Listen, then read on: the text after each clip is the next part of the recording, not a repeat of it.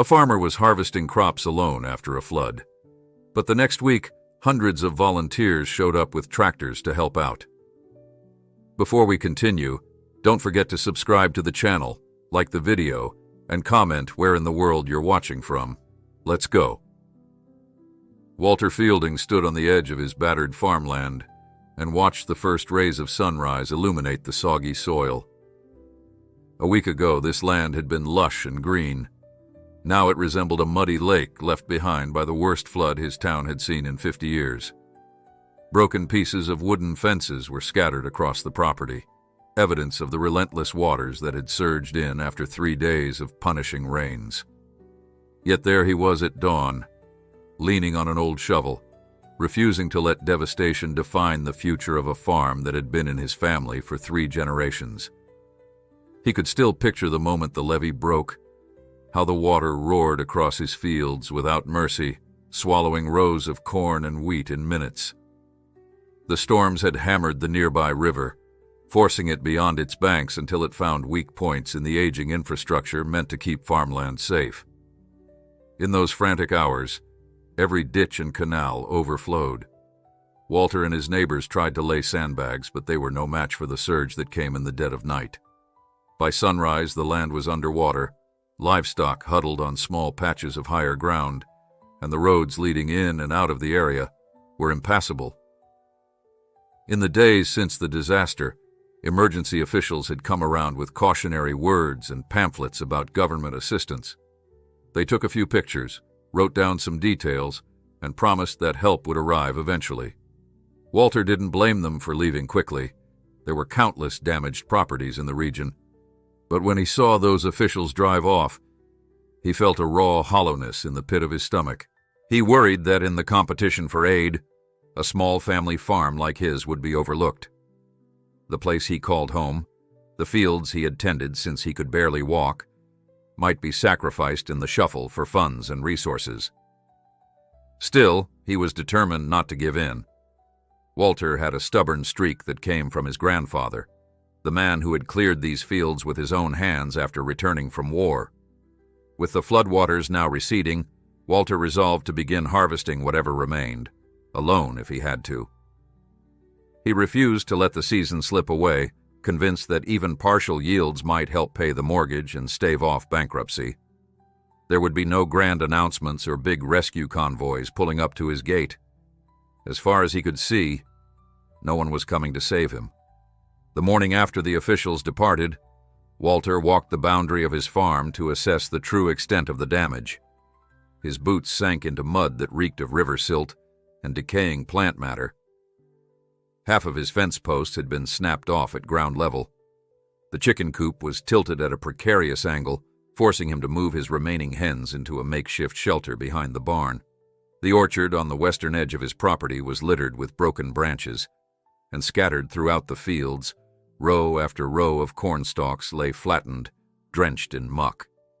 It would have been enough to break anyone's spirit. It certainly tested his. But Walter remembered the look on his grandfather's face when he used to say, "You never quit on this land because it never quits on you."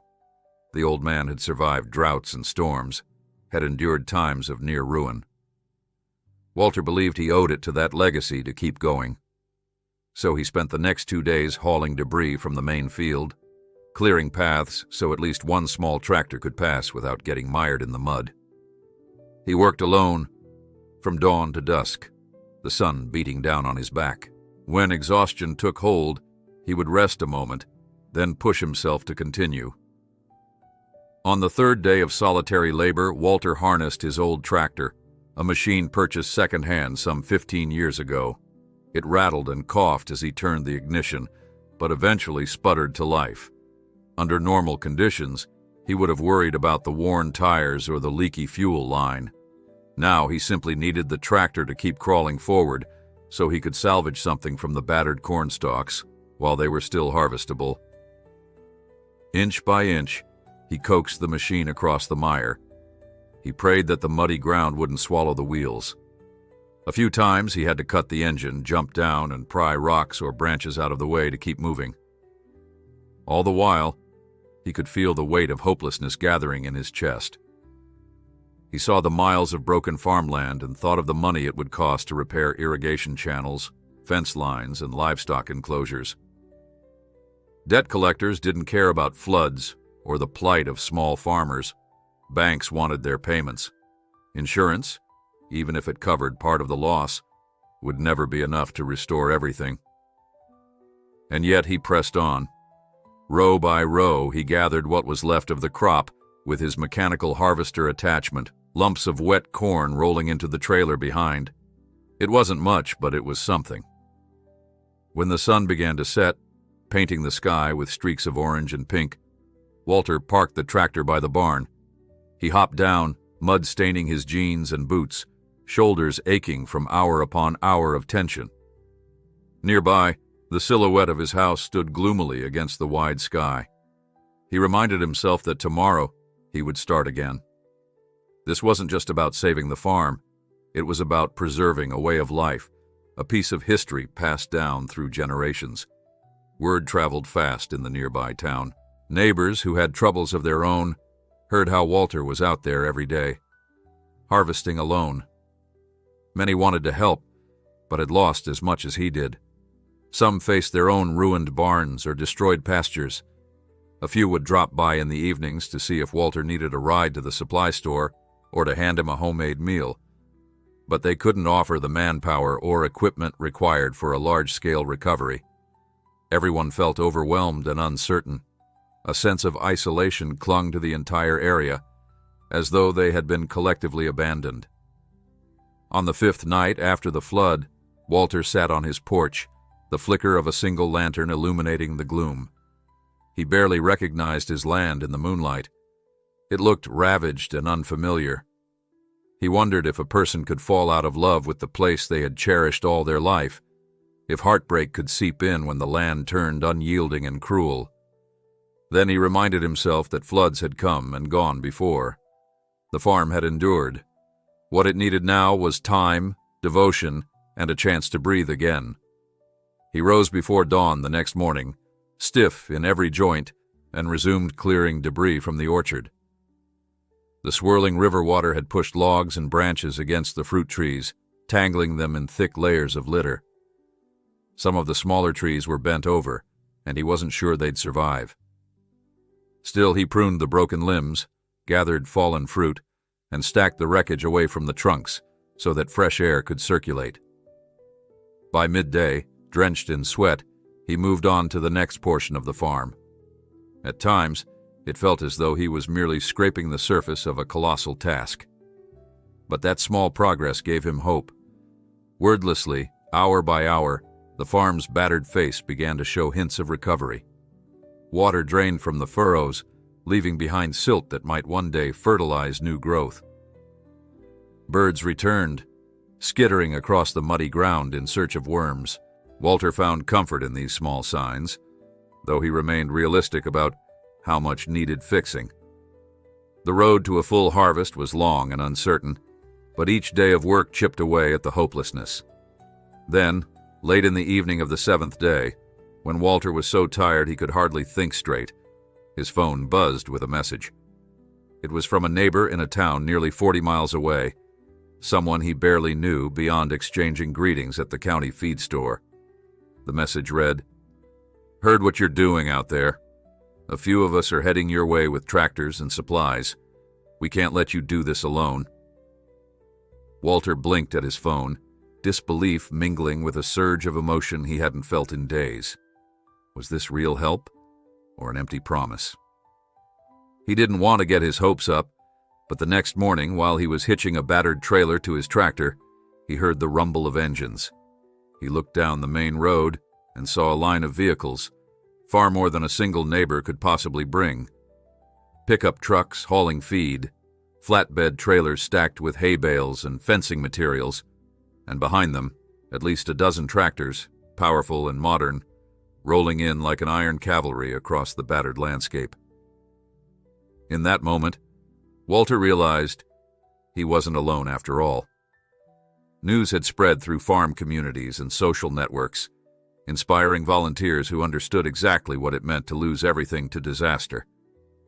They came not because they were asked, but because they knew the unspoken rule of rural life: when your neighbor's farm is in trouble, you show up with your sleeves rolled. Walter's heart pounded with a mixture of gratitude and relief. For days, he had toiled in isolation, convinced that the harvest might be saved only by his solitary effort. Yet suddenly, the cavalry had arrived, people who had faced their own hardships and overcame them by banding together. To Walter's astonishment, the volunteer convoy filled his yard. Men and women hopped out of their trucks with the confidence of seasoned farmers, greeting him with firm handshakes, determined nods, and reassuring smiles. They had tools, seeds, spare parts, and, most importantly, arms ready for labor. One older volunteer, weather-beaten and strong, clapped Walter on the shoulder and said, "You've done enough alone, son. Let's get this place back on its feet." Walter's first instinct was to insist he didn't need so many hands, but he quickly realized how foolish that would sound.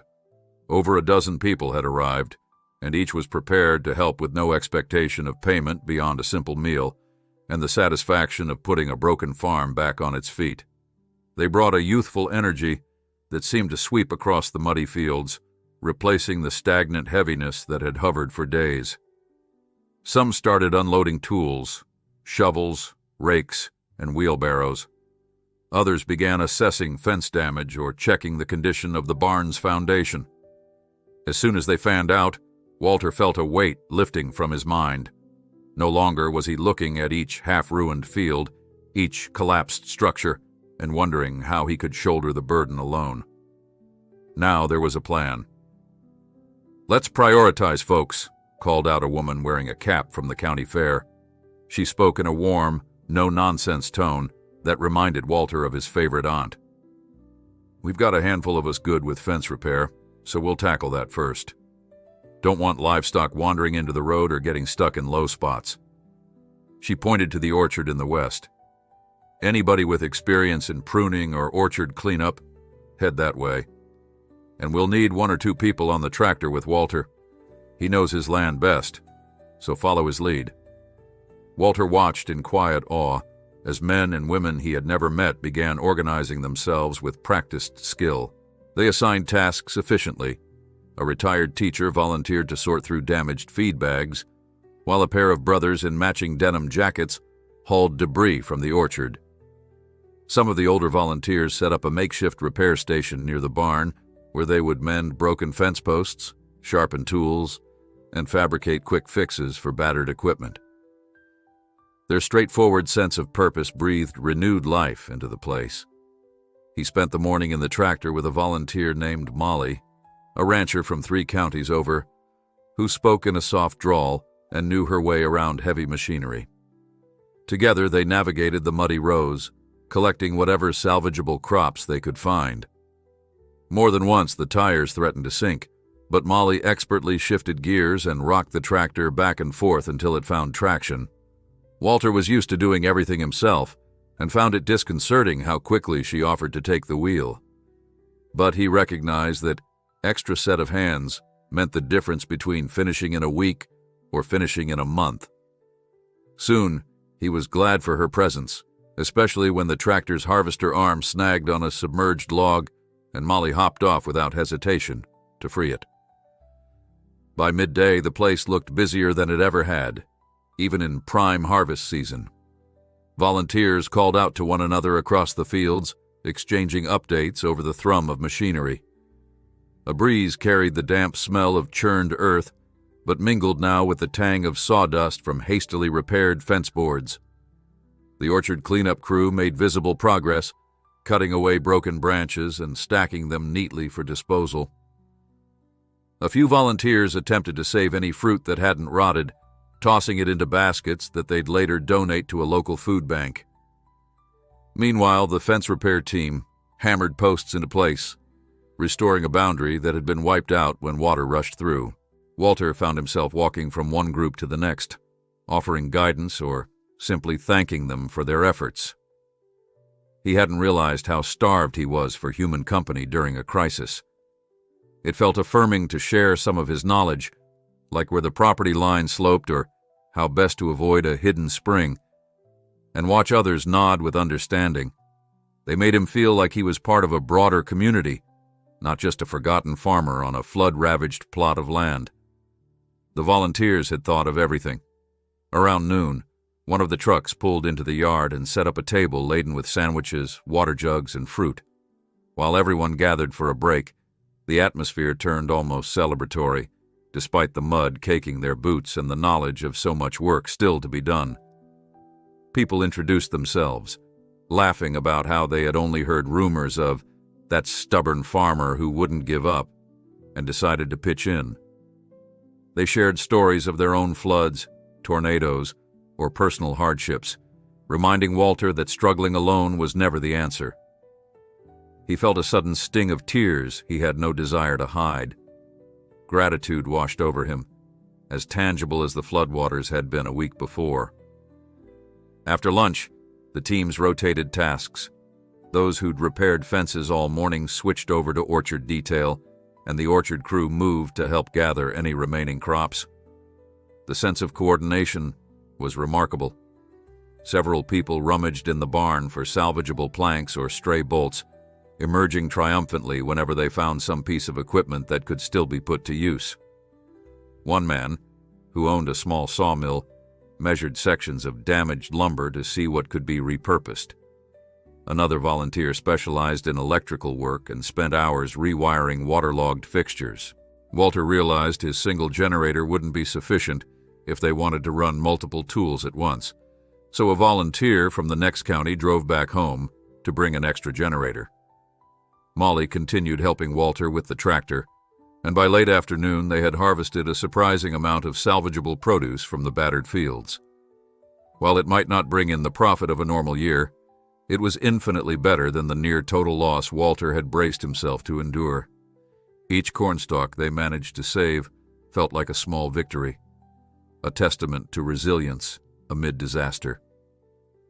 Once they'd unloaded the last trailer of soggy corn, Walter took a step back and surveyed what they had accomplished in just a day. Fence lines reappeared around parts of the property, debris piles had been pushed far off into corners near the road, and a large section of orchard was no longer choked by fallen branches. It wasn't done, but it was a tremendous start. At sundown, when most folks would ordinarily pack up and go, half the volunteers pitched tents beside the barn or parked campers on the field's higher ground. They intended to stay as long as Walter needed them, or at least until the farm had reached some semblance of functionality. As they prepared a communal meal around a series of portable grills, Walter could hardly contain his astonishment. He walked among them, quietly handing out his own thanks, though words felt inadequate. When he tried to ask if they were sure about staying overnight, a volunteer simply patted him on the back and said, "This is what we do, friend. No sense in driving home when the real work's only just begun." They sat in a rough circle under the stars. The lights from the distant town glowed faintly on the horizon, and the night air held just a trace of the day's warmth. Walter found himself seated on an overturned milk crate, next to a volunteer who'd come from an hour away. Their conversation ranged from local weather patterns to the economics of small-scale farming. Each voice spoke to a shared passion. Agriculture was never just about profit margins. It was a way of life rooted in cooperation and care for the land.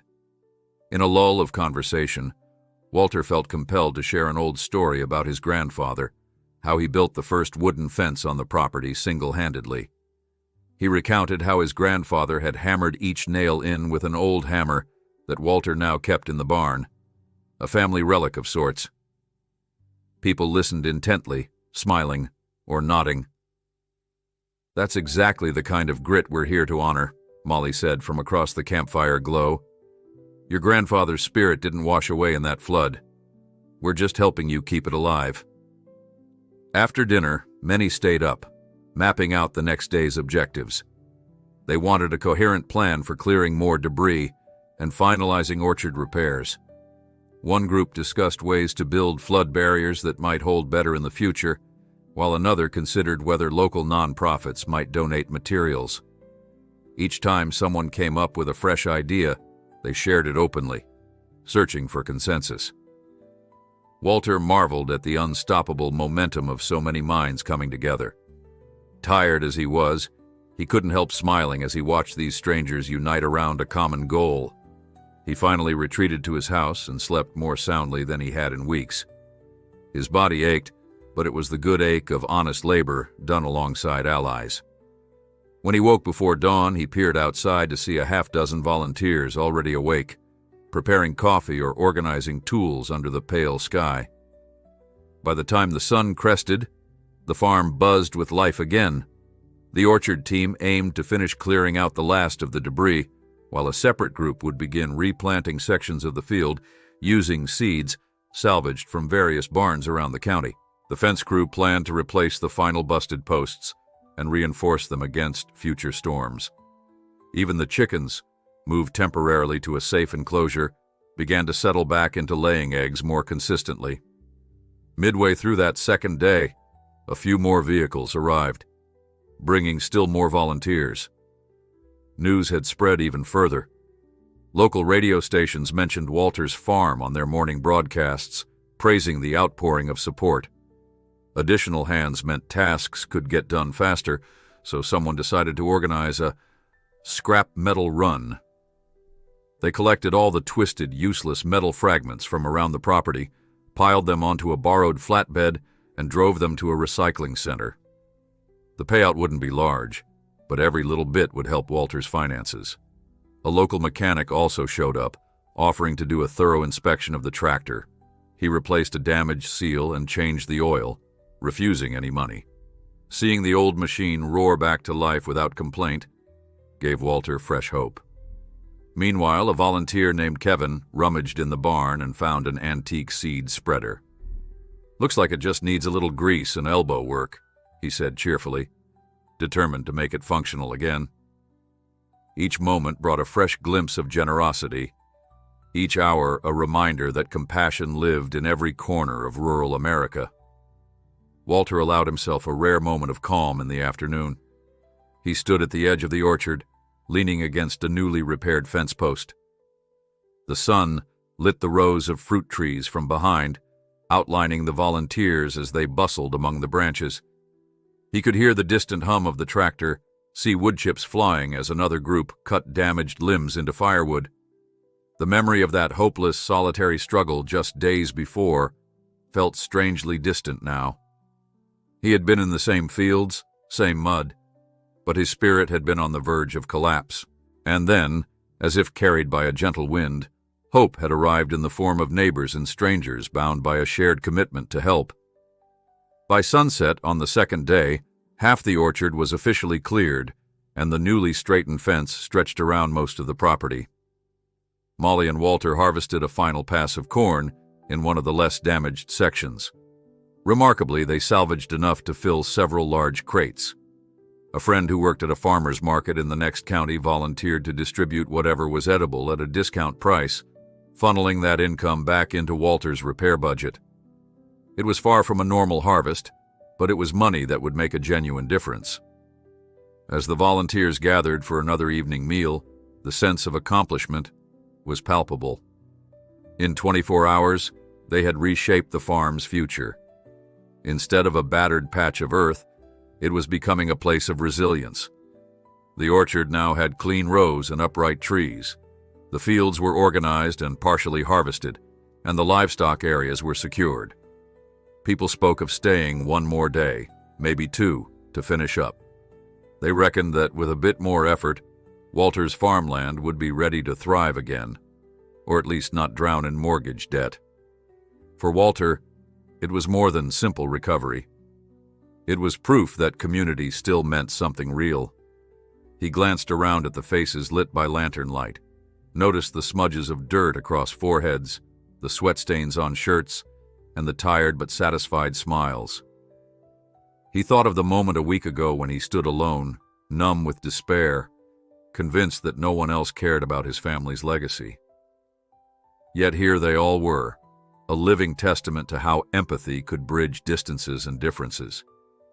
The farm might never look exactly the same as before, but it was very much alive. Morning light brought a soft glow over Walter's farm on the third day of the volunteer effort. He stood on his porch with a chipped mug of coffee, gazing out across a landscape still streaked by mud, but visibly transformed. Where chaos had reigned only days before, orderly rows of cleared ground now appeared, dotted with newly repaired fence posts. The orchard, no longer smothered by broken limbs, caught the early sun.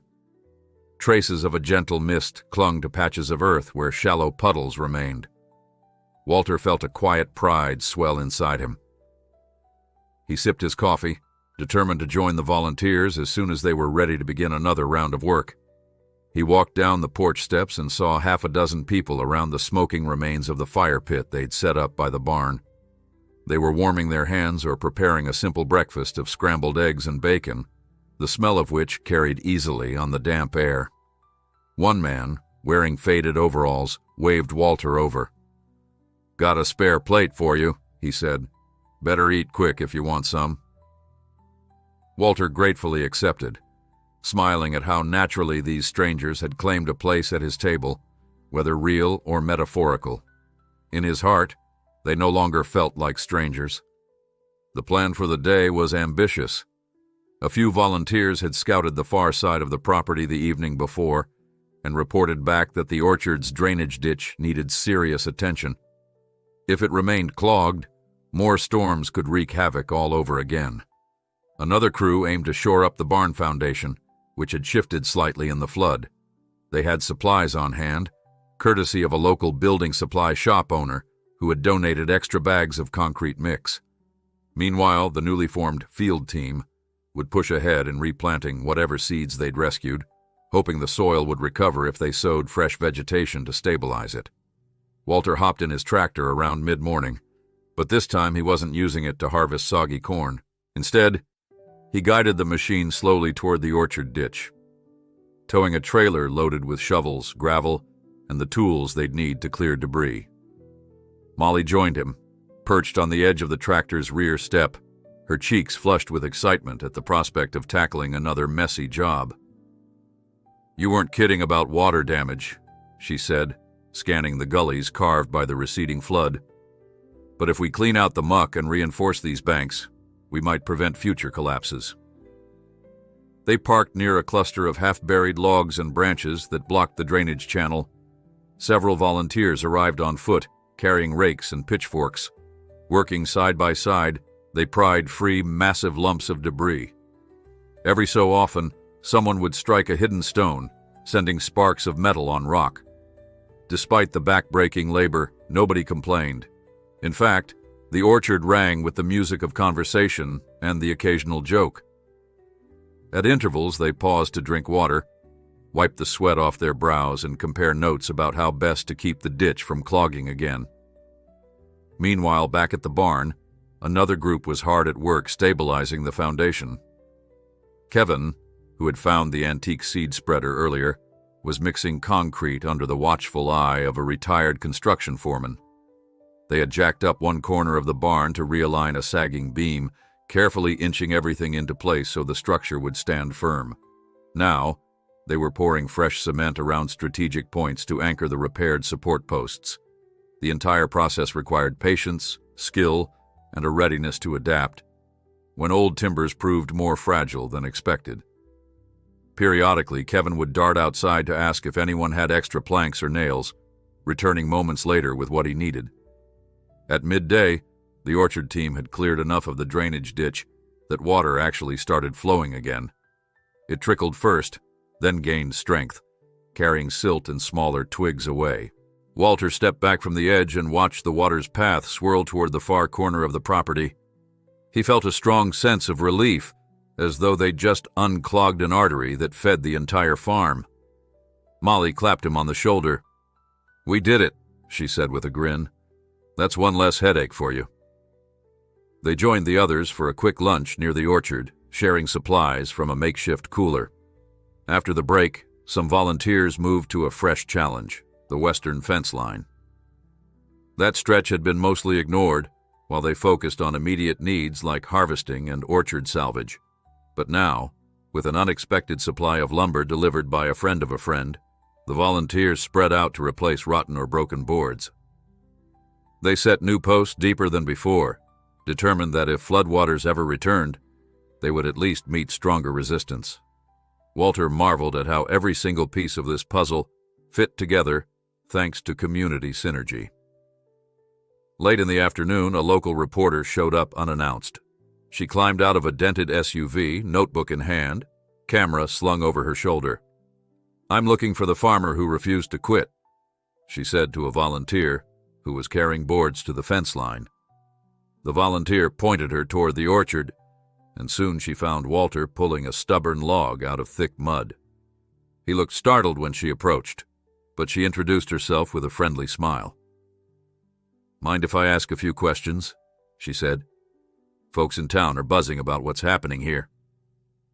Walter hesitated, glancing around at the bustle of volunteers. He'd never been one for the spotlight. "I'm not sure how much I have to say," he replied, a little bashful. "You can see what's going on just by looking. These folks saved my farm." The reporter chuckled softly. "Well, that's a story right there," she said.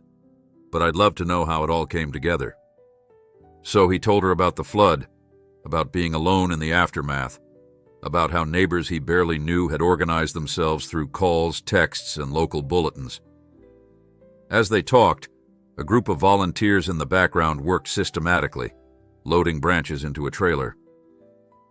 One volunteer paused, wiping sweat from his forehead, and gave a friendly wave. Walter felt an odd mixture of pride and humility swirl in his chest as he tried to articulate just how profoundly this support meant to him. The reporter snapped a few photos, capturing everything from the orchard's cleared rows to the half-repaired barn. She interviewed a couple of volunteers, who all said the same thing in different words. "We're here because that's what you do. Show up for people who need it."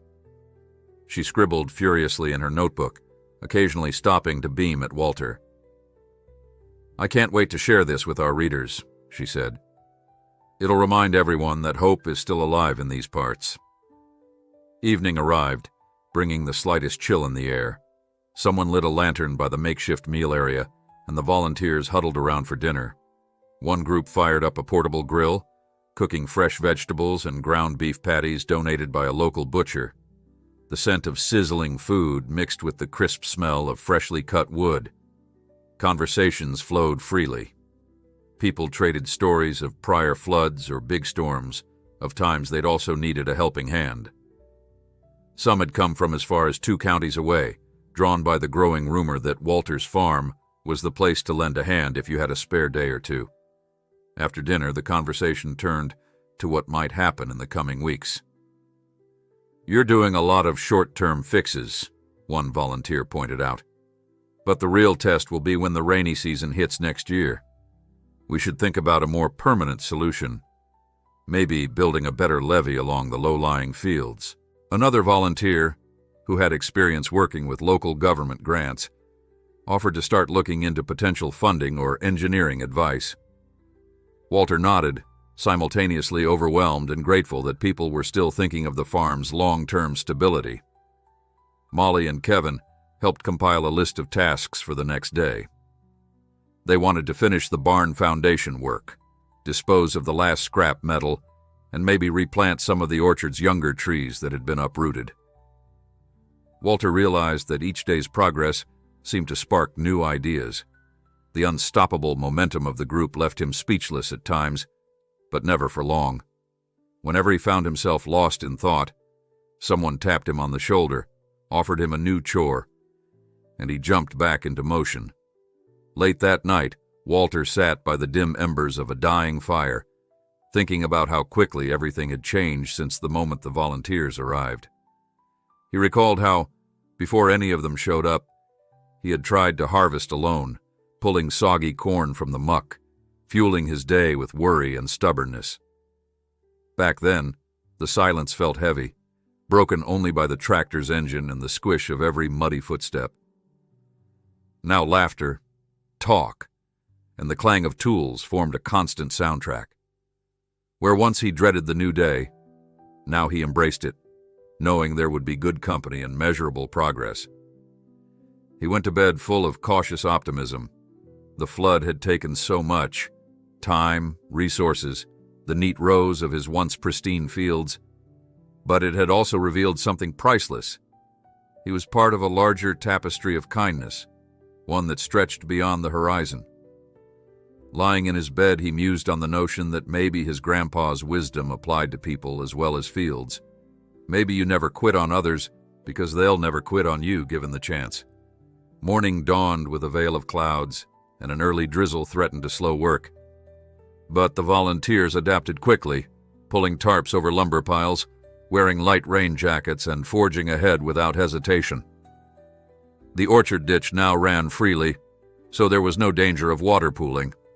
Kevin finished stabilizing the barn foundation with final sweeps of concrete, and a team hammered in the last few boards on the western fence line. Walter took the tractor out to gather leftover debris near the road, noticing how fast the group had taken ownership of each corner of his land.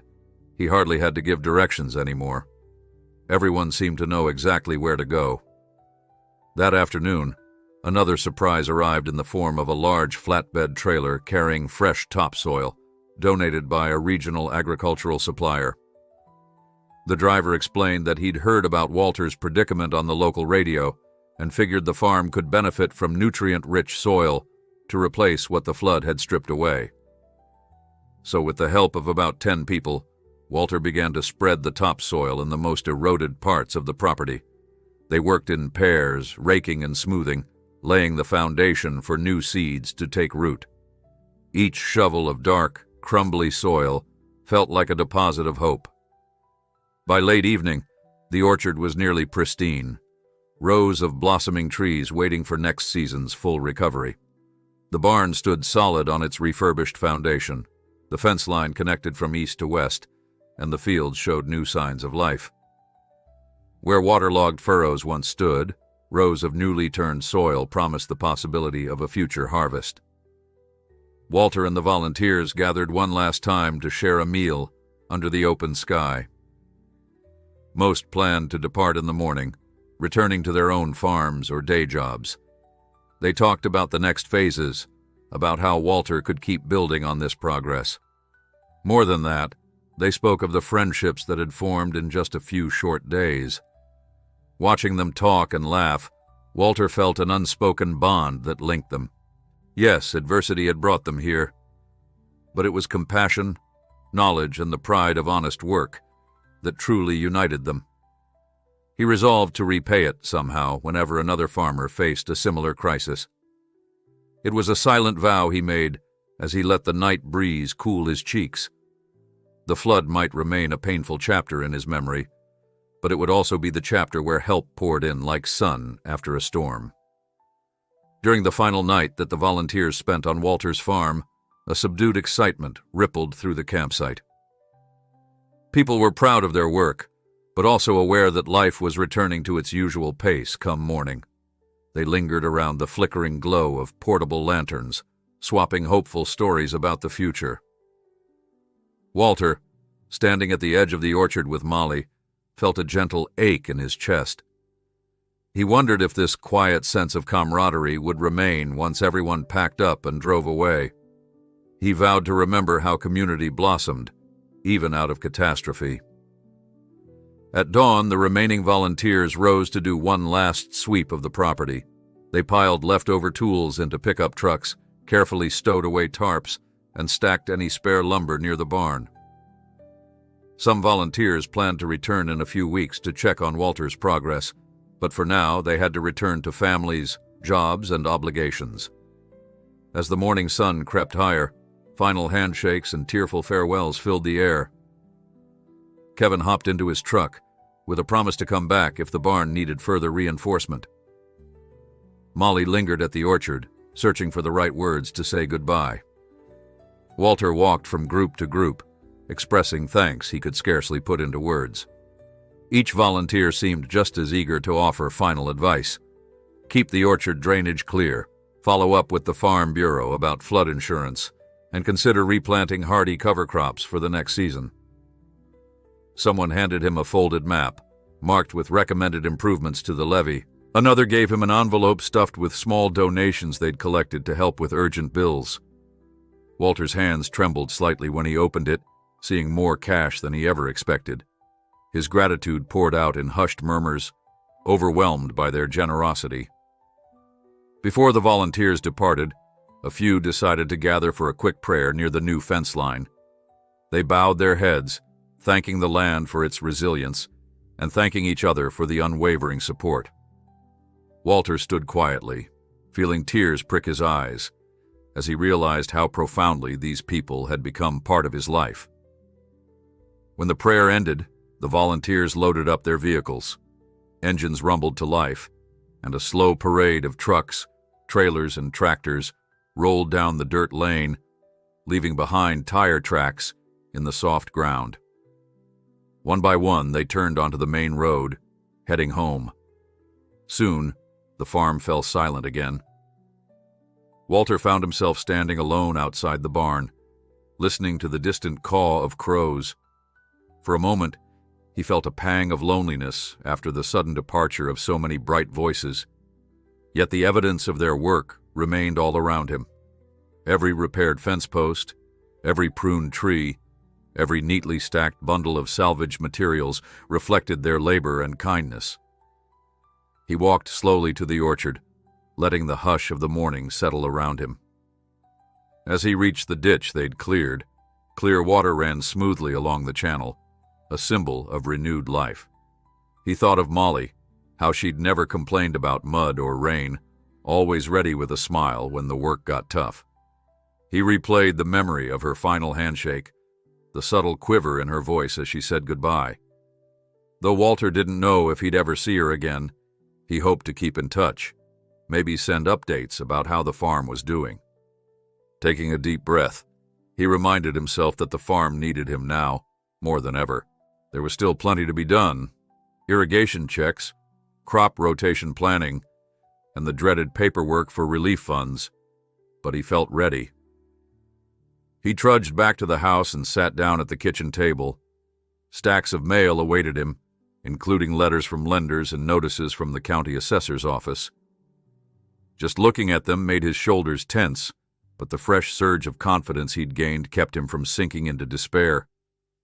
Leaning over the table, he began sorting the envelopes into piles: urgent, somewhat urgent, and we'll deal with later. Among them, he discovered a handwritten note from someone he didn't recognize. Unfolding it carefully, he read a heartfelt message praising his determination and offering continued assistance, signed simply, "A friend in town." Smiling at that thought, he decided to spend the afternoon following some of the volunteers' suggestions. First, he walked the repaired fence lines, inspecting each post for stability. Then, he checked on the orchard to see how many trees had a chance of bearing fruit next season. Although many of them were scarred or stunted, they still stood strong, roots digging into the damp ground. He found hope in how the flood had not snapped them all. Next, he visited the newly reinforced barn foundation, running his hand along the fresh concrete. He imagined how his grandfather would have reacted, likely impressed by the modern solutions to an age-old problem. The next day, Walter drove into town in his old pickup truck. He wore a cleaner set of clothes, though mud still clung to the soles of his boots. As he navigated Main Street, he saw evidence of flood damage everywhere: boarded-up storefronts, debris piled by curbs, and water stains on brick walls. Yet he also saw construction crews and volunteers helping local businesses. It seemed the spirit of solidarity extended beyond his farm. Pulling up to the county clerk's office, he tried to brace himself for the usual bureaucracy. He needed to file claims, confirm any relief funds, and request cost estimates for levee improvements. Inside, the clerk recognized him immediately. "Heard about your farm, Mr. Fielding," she said kindly. "Word is you had quite the team up there." Walter nodded, explaining that yes, a lot of good folks had shown up when he needed them most. "That's what it's all about," she said, handing him a stack of forms. "If you have trouble with any of the paperwork, just holler." He spent the next hour wrestling with formal language about property damage, cost estimates, and certifications of need. It was a maze, but one he was determined to solve. Each signature or initial felt like another small step back to stability. When Walter finished, he left the building and walked across the street to a local diner, thinking he'd grab a quick sandwich before heading home. The bell above the door jingled, and heads turned his way. A few people recognized him from the local news or from word of mouth. One older gentleman shook his hand vigorously, insisting on buying him lunch. "We gotta stick together," he said, eyes bright with genuine goodwill. Walter ordered a simple grilled cheese and tomato soup, but the flavors tasted extraordinary after so many days of muddy labor. He realized that, little by little, he was rediscovering the simple joys that had been drowned out by worry. Back at the farm that evening, Walter reviewed the changes once more. The orchard drainage now functioned, the barn foundation stood strong, and fresh topsoil covered patches of field where he could soon plant new seeds. Though the scars of the flood were still visible, they no longer felt insurmountable. He considered the volunteers, Kevin with his skillful hands, Molly with her fearless grin, the sisters who hammered fence posts in the driving rain, the older rancher who stood watch at night to ensure equipment stayed safe. Each of them had left an imprint on his life. He walked over to a newly erected sign where the fence line met the road. Someone had painted a message: "Don't give up." Back at the farm that evening, Walter stood amid the orchard, breathing in the night air. Though flood scars remained, hope thrived. Volunteers' footprints still dotted the mud, and each step reminded him he was not alone. He gazed at a small sign someone had hammered into a post. Painted in bright letters, it read, "We stand together." It felt like a promise fulfilled. That night, Walter ate a simple dinner alone, his thoughts pivoting between gratitude for the volunteer effort and anxiety about what the coming weeks might hold. He couldn't stop picturing the faces of those who had worked so hard to bring his farm back from the brink of destruction. Their generosity had saved him from a dark spiral of hopelessness, but the demands of day-to-day farming still loomed. If a cold snap arrived too early, the orchard might lose its fragile buds. A sudden onslaught of insects could devour the freshly planted cover crops. And though the ditch was cleared, a deluge could again test the new barriers. He forced himself to trust that the solidarity he'd witnessed would help him find solutions. By the time he crawled into bed, a brisk wind rattled the windows, reminding him that nature remained capricious. Morning arrived with a tangible chill in the air. Walter woke even earlier than usual, eager to inspect the orchard and verify that the drainage was still flowing. He slipped on his boots, noticing how remnants of dried mud flaked off in large chunks. Outside, the farm greeted him with a hush. As he trekked across the property, his breath visible in the crisp dawn, he felt a cautious optimism. All the orchard's soggy pockets had receded. The improvements the volunteers made were holding up, and dew coated the leaves without pooling on the ground. He saw little buds on some of the younger trees, a hint of a possible harvest next season. Satisfied with the orchard's progress, he steered the tractor toward the north end of his land, where fallen branches from the adjacent woods still littered the ground. Alone now, Walter worked meticulously, loading logs into the trailer. The forest lay silent except for the whisper of leaves. Even as he cleared debris by himself, he felt the lingering presence of the volunteer group that had unified around his cause. Every fallen branch he lifted seemed less burdensome because his spirit felt lighter. By noon, he'd opened a clear path along the wooded boundary, revealing a mild slope that led to the river. Gazing at the water's edge, he recalled how harmless that river had once seemed. Now the memory of its rage haunted him, and he resolved to talk with an engineer about strengthening the bank with better vegetation or minimal levee work. The volunteers had taught him that prevention mattered just as much as repair. While driving back to the barn for lunch, he spotted someone standing by his mailbox. It was Silas, a neighbor from 10 miles down the road who'd lost half his cattle to the flood. Silas had heard about Walter's volunteer miracle and wanted to learn how it had come to be. The two men ended up sharing coffee by the barn, and Silas confided that a looming mortgage payment threatened his livelihood. If the bank foreclosed, he'd lose everything. Walter empathized, recalling those lonely early days when he feared the same fate. Without hesitation, he offered Silas the phone numbers of a few volunteers he remembered. Silas's eyes glistened with gratitude. "I've never asked for help before," he murmured, "but maybe it's time." That evening, as Walter stood by the orchard sign reading "We Stand Together," he made a phone call to Molly, the rancher who had helped coordinate so much of his own recovery. She answered on the second ring, her voice warm yet direct. Walter explained Silas's predicament, asking if she or any of the others might have the capacity to lend a hand. Molly listened intently. "Count me in," she said. "I'll spread the word and see who's free. People helped you, so let's keep that going." Walter thanked her, exhaling relief. Maybe, he thought, Silas could find the same hope that had rescued him. Buoyed by that possibility, Walter went about his chores the next day with a sense of renewed purpose. Even the mundane act of sorting nails and bolts in the barn felt significant, as though each tidied box represented a corner of his life put back in order. His orchard, the fields, and the barn foundation all showed tangible progress thanks to the volunteers' hard work. Now, he recognized that their efforts could be replicated for anyone in the community who needed it. One phone call might rally a team of neighbors, each bringing different skills and resources. Later that week, while mending a section of chicken wire around his coop, he heard a rumble of engines approaching on the road. A small convoy of trucks and trailers passed by, heading farther up the highway. He recognized a couple of the vehicles from his volunteer days, Kevin's truck among them.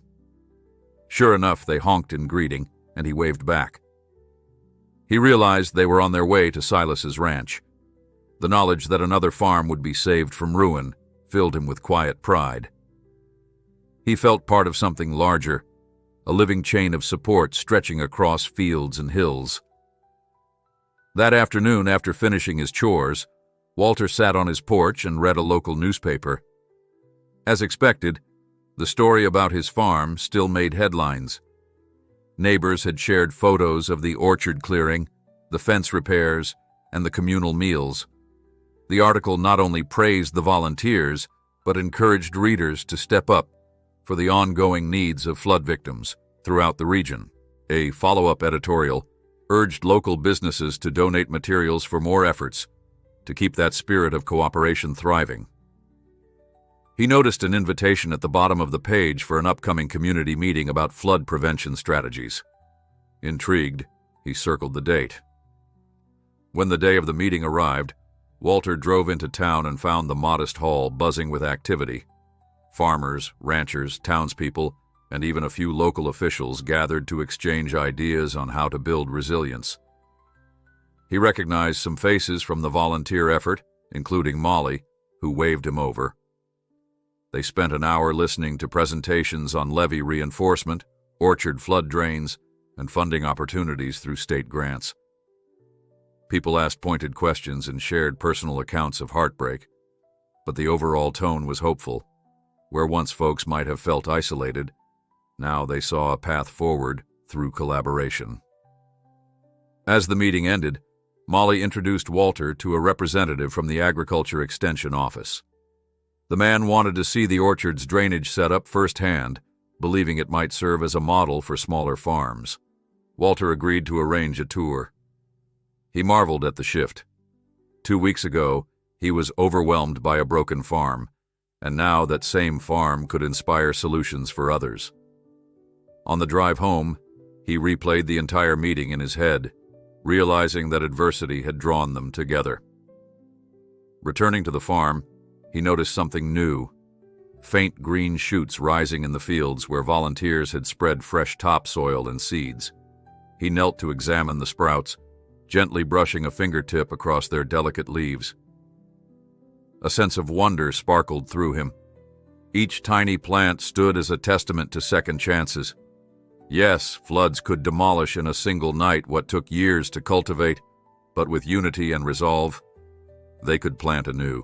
At sunset, Walter wandered to the orchard's highest point, from which he could see the outline of his farm stretching toward the darkening horizon. The fence lines, once scattered and broken, now formed crisp borders. The barn, perched on its solid foundation, looked ready to withstand anything. And the orchard, with branches no longer weighed down by flood debris, swayed in the evening breeze. He felt as though he was standing at the threshold of a new era, one defined by a profound awareness of community.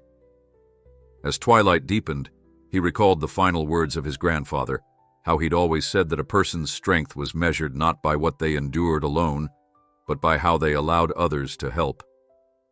The old man would have approved of the transformations both in the farm's structure and in Walter's spirit. He chuckled softly, imagining his grandfather tipping his wide-brimmed hat at the fresh crop rows and the orchard sign that read, "We stand together." Days turned into weeks, and each morning Walter rose with a sense of stability he hadn't felt before. He pruned damaged branches in the orchard, tested the freshly installed irrigation lines, and repaired minor storm runoffs. Paperwork still beckoned from inside the house, but he managed it methodically, filling out relief forms and scheduling follow-up visits with county inspectors. Each time he updated a ledger or signed a document, he recalled the volunteers and their unstoppable resolve. Whenever doubt or fear crept in, he'd replay memories of them working in the mud, hammering fence posts, and cheering when the drainage ditch finally ran free. One crisp morning, he received an unexpected package. Opening it, he discovered it was from Kevin, containing a handmade plaque that featured an engraved illustration of an apple tree in full bloom. Beneath it were the words, "From the roots up, we grow stronger together." Walter smiled so broadly his cheeks hurt. He strode out to the barn and found the perfect spot to mount the plaque near the main door, letting every visitor see it. That same day, an email arrived from the county extension officer who had toured the orchard. They were impressed enough that they wanted Walter to speak at a workshop for small-scale farmers on flood preparedness. The invitation unnerved him. He wasn't used to public speaking, but a wave of curiosity and pride took hold. Maybe telling his story could spark more volunteerism, more robust planning. He typed a reply, accepting the offer. Standing among newly sprouted cover crops, Walter savored a moment of clarity. The farm still wore scars from the flood, but they were healing. New seeds, fresh soil, reinforced levees, and a network of neighbors built a future that felt both hopeful and sustainable. He sensed a new season dawning, not just on his land but across the county, shaped by the lessons of unity and perseverance. And with the orchard's leaves glimmering in the sunlight, Walter recognized that he had indeed harvested something precious. Beyond corn or fruit, he had harvested hope. Walter's quiet life on the farm took a sudden turn when the county extension officer scheduled him to speak at the upcoming flood preparedness workshop. The notice arrived via email on a bright morning that found him finishing a round of orchard checks. He read and reread the invitation, half disbelieving. They wanted him to serve as an example of resilience and community action. At first, his stomach twisted with nerves. He was just a farmer who got lucky when volunteers showed up to pull him out of the mud. Surely that was nothing to brag about. But then he remembered Molly's confident grin as she hammered fence posts, and Kevin's unwavering faith that neighbors help neighbors. Perhaps he did have something worth sharing, a spark of optimism that might help others. After agreeing to the workshop, Walter threw himself into preparation.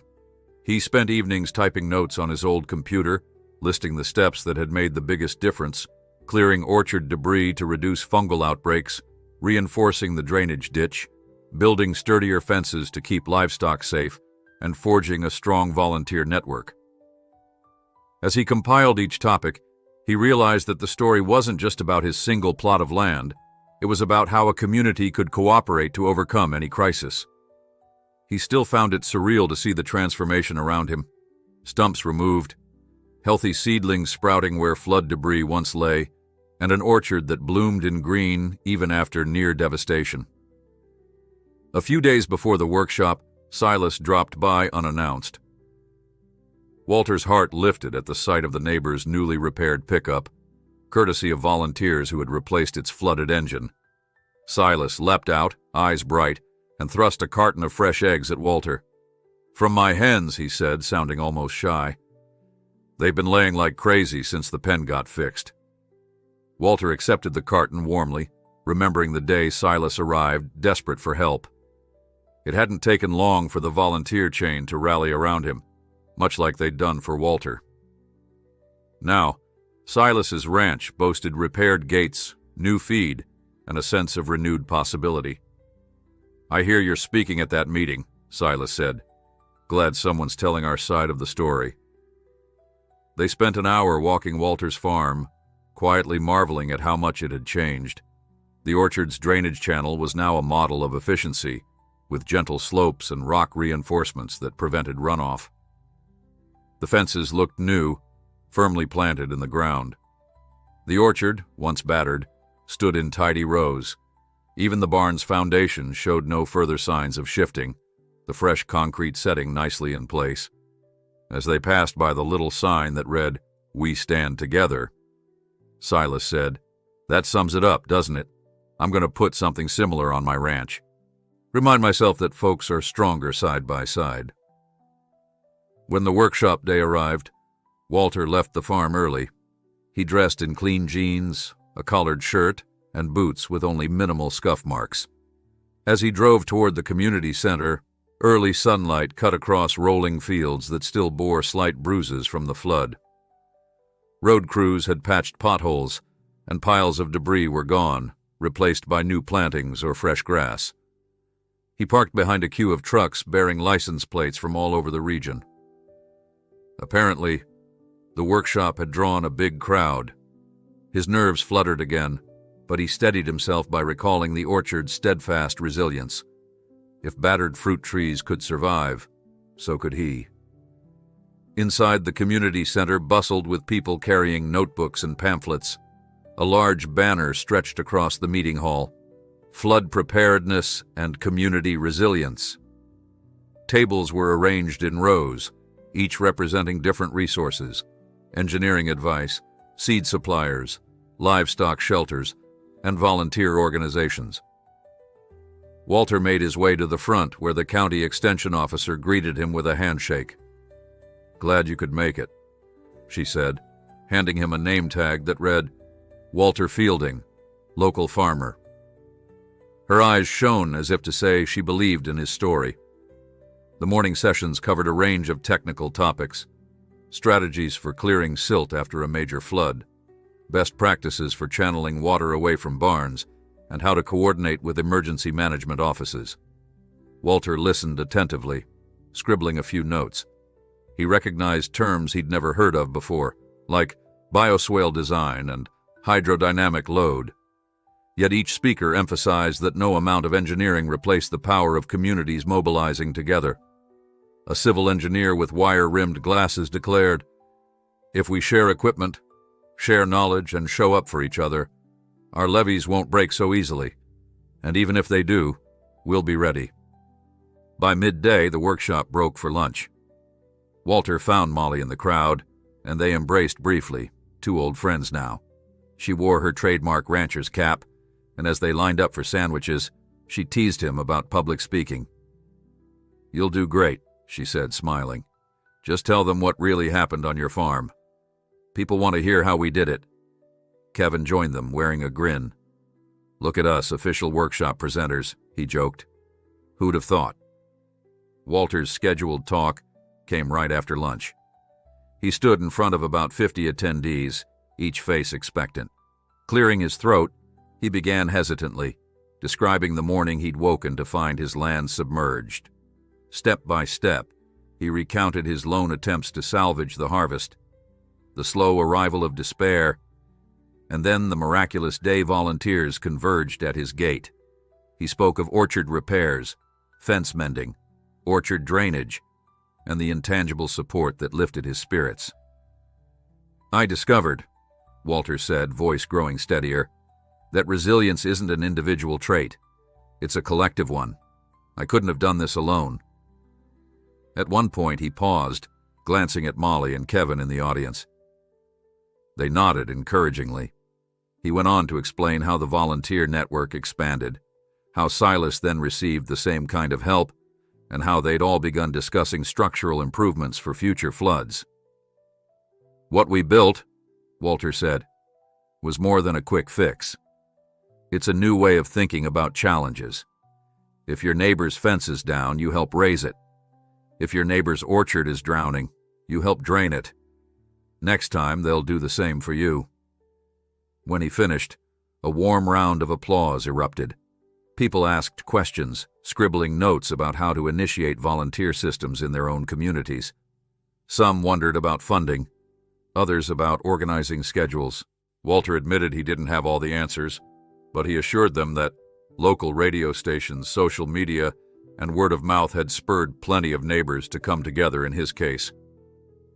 People want to help if you give them a chance, he concluded. The rest of the afternoon soared by in a blur of new connections. People stopped Walter in the corridors, thanking him for his candor. A group of orchard owners asked if they could tour his place to see the drainage solutions in person.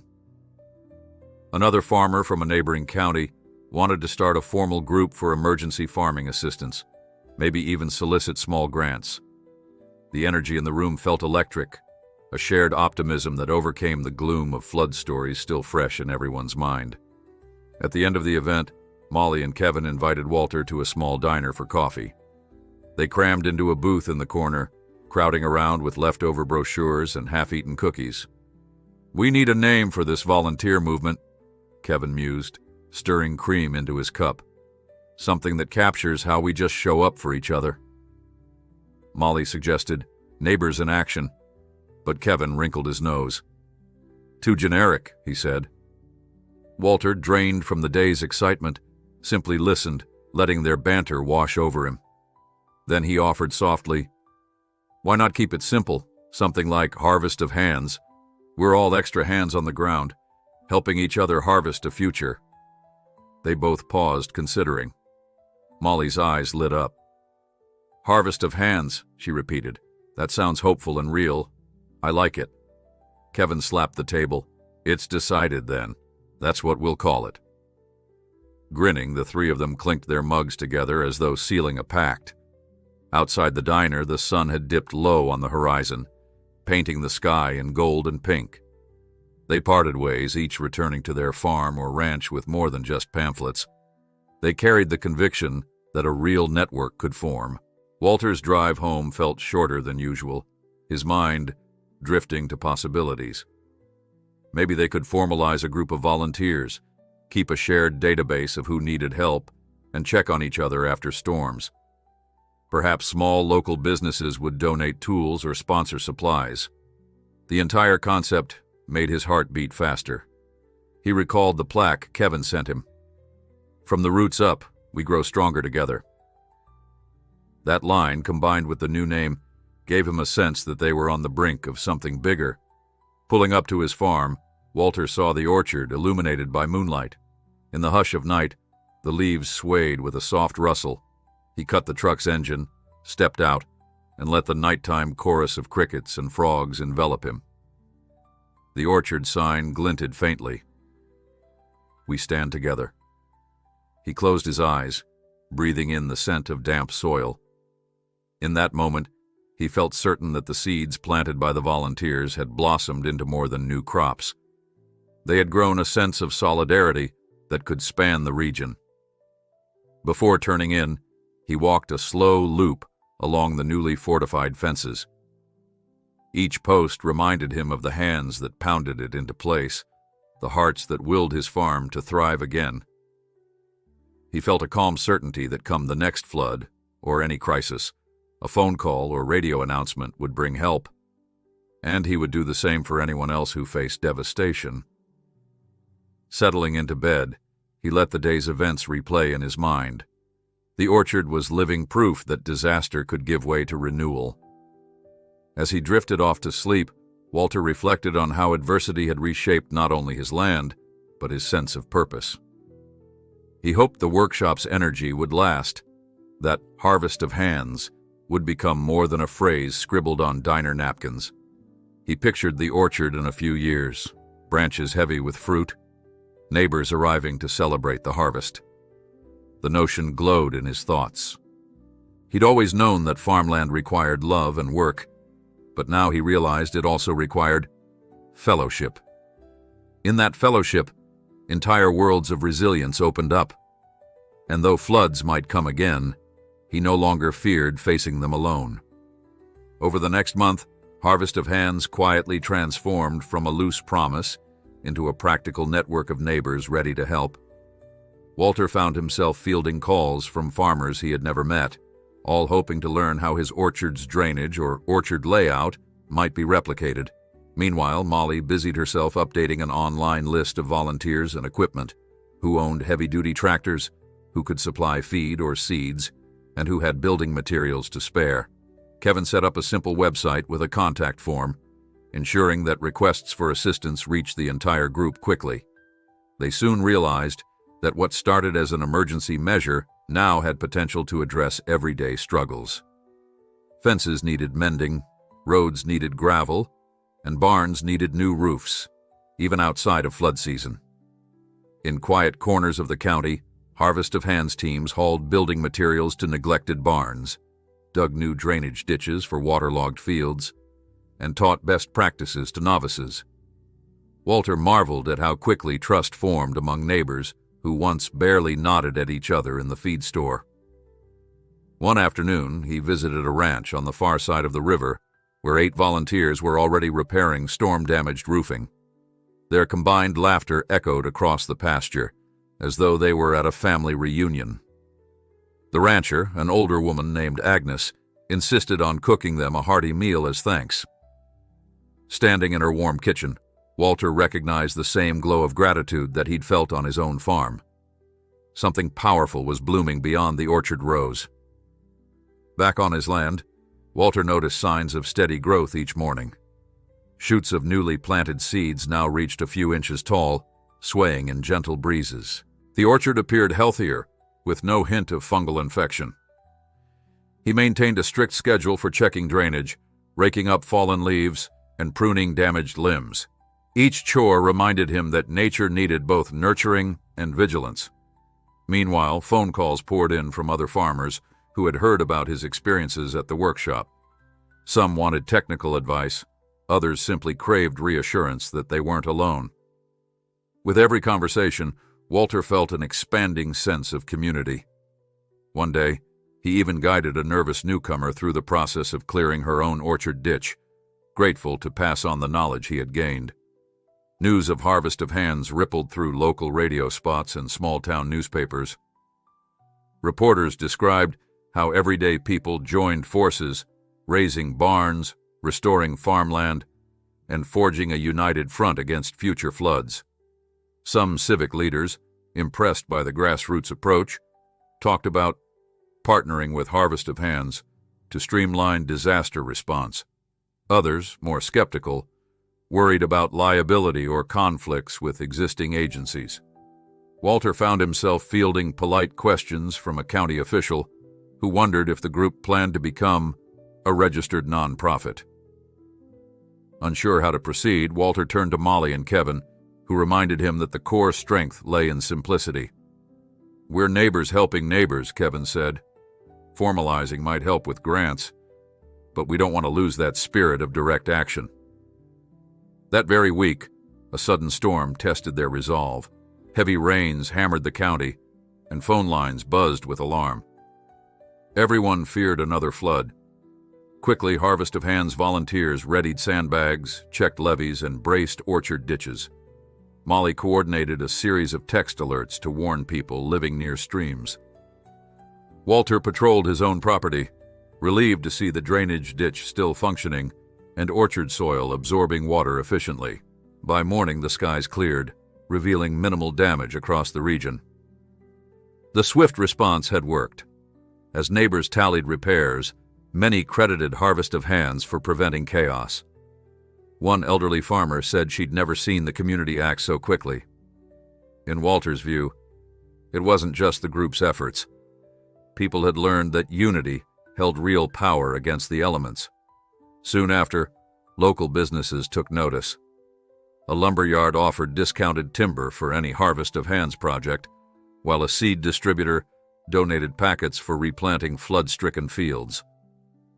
Even the county fair board proposed dedicating a booth to the volunteer network next season, hoping to spread awareness.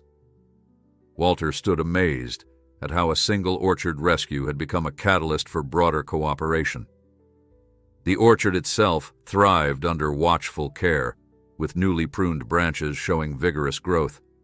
Sometimes, as Walter watered rows of young seedlings, he marveled at the orchard's transformation. It wasn't just about flood recovery anymore. It was about building something more robust than before. Harvest of Hands, with or without formal structure, had tapped into a wellspring of compassion that had always existed, waiting to be ignited. One crisp Saturday, Walter decided to host a small gathering in his orchard, a way to thank everyone involved. Over 24 people showed up, including Molly, Kevin, Silas, and farmers who had joined Harvest of Hands. They set up long wooden tables, hauling out pots of stew, trays of cornbread, and pitchers of iced tea. Children played between the rows of trees, while adults chatted about upcoming planting schedules and potential expansions. Near the barn, a musician strummed a guitar, his gentle chords drifting across the orchard. At one point, Walter cleared his throat and expressed his gratitude, his eyes scanning the crowd. "This orchard stands because of all of you," he said, voice thick with emotion. Applause erupted, echoing against branches laden with promise. After the meal, people drifted into small clusters, discussing next steps for Harvest of Hands. Kevin mentioned that a county official had offered them an unused warehouse as a storage space for donated materials. Molly suggested creating a modest fund to help volunteers cover fuel costs. Silas talked about the possibility of rotating crews among different farms every weekend, tackling chores too big for one family. Walter listened, heart swelling with pride. He still remembered standing alone in the mud not so long ago, convinced no one would come. Yet here they were, building something lasting. Later, as dusk fell, they lit lanterns and strolled among the orchard paths, the murmured conversations underscored by a feeling of genuine closeness. The orchard glowed softly, an emblem of resilience born from cooperation.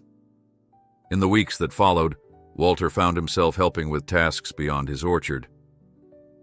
One Saturday, he joined a crew installing a new irrigation system on a farm battered by storms.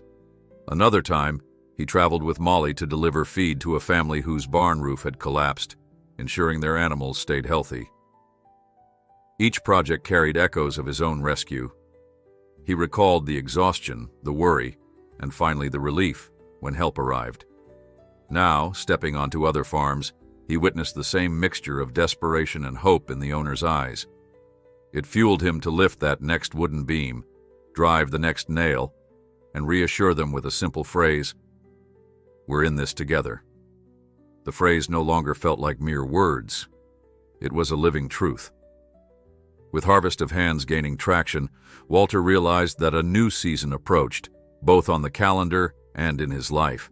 The orchard swelled with potential, buds promising a rich bloom in the coming months. Visiting the sign that read, "We Stand Together," he felt a profound gratitude for what had taken root here. Memories of the flood's devastation still lingered, but they no longer defined his farm. Instead, the orchard had become a symbol of what could flourish when neighbors refused to abandon one another. Looking to the horizon, he wondered if the concept of Harvest of Hands would spread even further, uniting strangers in distant counties. As he headed back to the barn, Walter heard the wind whisper through the leaves, reminding him that each new day brought the chance to cultivate not just crops, but hope itself. And in that hope, he found a promise reborn. One brisk morning, about a month after the orchard gathering, Walter stepped outside to find the air tinged with the faint scent of blossoms. Although it was still early in the season, the orchard hinted at an early bloom. New leaves trembled in the breeze, and a handful of buds had begun to unfurl. He smiled, recalling how battered these same rows had looked after the flood. Now the sight of fragile petals emerging from once bare branches felt like living proof that hope could triumph over calamity. He walked among the trees, carefully examining each row for any signs of pests or leftover water damage, only to find the ground firm, the trunks healthy. Even with all the new responsibilities Harvest of Hands had ushered into his life, Walter remained committed to the daily rituals of caring for this orchard. After all, it was the orchard's near destruction that had awakened the community's spirit in the first place. Later that day, a phone call from a local radio host interrupted his chores. The host wanted an interview about Harvest of Hands, how it began, how it operated, and what plans lay ahead. Walter's heart jumped in both excitement and anxiety. He agreed to chat over the phone, figuring that the more people heard about their volunteer network, the stronger it might become. When the interview started, he stumbled a bit, not used to hearing his voice echo back through a headset. But the host's warm questions put him at ease. He described in simple terms how neighbors had appeared on his doorstep after the flood, and how that same collective energy had radiated throughout the county. "We're just regular folks looking out for one another," he concluded. "No big agenda, no fancy organization, just help where it's needed." Within days, that radio segment circulated widely.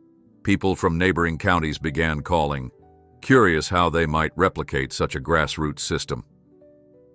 Molly and Kevin, fielding queries on the Harvest of Hands website, soon realized they needed clearer guidelines. How to schedule volunteer crews, how to handle donations, how to set boundaries so no one felt overworked. An elderly man in a town 60 miles north wrote an impassioned letter describing how a tornado had flattened his barn and how local agencies were swamped with other disaster responses. "I've got no family left," he admitted in shaky handwriting, "but hearing about your group gave me a reason to hope." Molly read the letter aloud to Walter and Kevin one evening on a conference call. They agreed to put his request at the top of the list. The following weekend, Walter found himself riding in Kevin's truck en route to the tornado-stricken farm. Over the past few weeks, Harvest of Hands had established a sign-up process. Volunteers selected a date, tasks were assigned, and folks brought whatever tools they could spare. In the bed of Kevin's truck lay tarps, sawhorses, spare lumber, and a donated generator. Molly drove behind them, her trailer stacked with fence posts and a portable roof ladder. Although the drive took nearly an hour and a half, Walter passed the time listening to Kevin's cheerful banter. Kevin pointed out farmland they passed, remarking on which fields belonged to which families and how many of them were now part of the volunteer network. "It's amazing," Kevin said, "how people we used to only greet in passing are now real friends." Pulling onto a gravel drive, they spotted the property. Debris lay everywhere, as though an enormous wind had carelessly flung chunks of the barn across the yard. The house itself showed signs of damage, with missing shingles and a gaping hole in one wall. The elderly man, Robert Ross, came out to greet them. Bent with age, but still sharp-eyed, he wore suspenders and a cap embroidered with the words, "Army Veteran." He thanked them profusely, his voice quivering as he gestured toward the collapsed barn. Walter remembered how it felt to see your own land in ruins. Gently, he explained that they'd start by clearing debris to assess what could be salvaged. Soon, more volunteers arrived, some from the immediate area, others from as far away as Walters County. In total, about a dozen people converged on the battered homestead, forming what felt like a small but determined army against the ravages of the storm. Walter joined a debris-clearing team, hauling twisted beams into neat piles. Kevin organized a roof repair crew that climbed ladders to secure tarps against the forecast of more rain. Molly supervised the stable area, ensuring none of Robert's 2 horses were injured or roaming free. Despite the chaos, the volunteers worked methodically, each hour peeling away another layer of wreckage. Their synergy was reminiscent of the day they'd first shown up on Walter's farm. He couldn't help but smile at how smoothly everything flowed, how strangers adapted to each other's rhythms without rancor. By the time they paused for lunch, significant progress had been made. The barn's main structure was beyond salvage, but enough partial beams remained to reconstruct a smaller shelter for the horses. The house roof was sealed from further leaks, and the yard was no longer a hazard of splintered wood. As the volunteers ate sandwiches under a ragged maple tree, Robert Ross looked around with teary-eyed wonder. "I spent weeks thinking I was on my own," he murmured, his voice catching. "Didn't think anyone would bother to help an old man. Then I heard your story on the radio." He pulled out a folded photograph of the barn in better days, back when his wife was alive. "She'd be so thankful to see this," he said softly. Walter felt a pang of empathy, remembering how the orchard was tied to his grandfather's memory. Perhaps the greatest gift these volunteers brought wasn't just physical labor, but the reassurance that cherished legacies need not vanish to disaster. By late afternoon, they constructed a makeshift lean-to where the barn once stood. Though temporary, it offered shelter for the horses. They stacked salvageable lumber in a neat row for future rebuilding. With the house roof sealed, Robert wouldn't have to worry about water pouring into the bedroom. The transformation, while incomplete, symbolized the first major step toward recovery. Standing in the twilight glow, the volunteers exchanged satisfied smiles.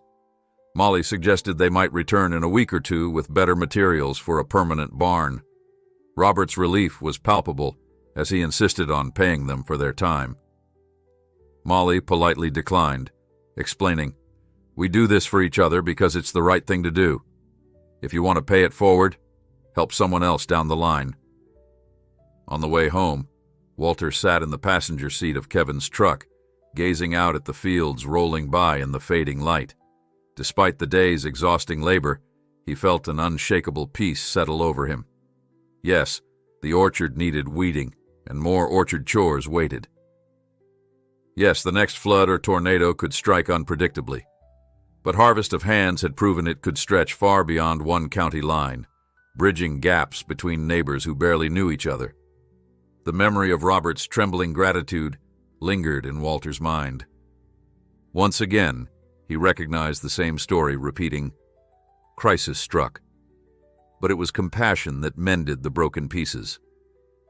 As they neared Walter's farm, Kevin slowed the truck to point out a small sign at the roadside.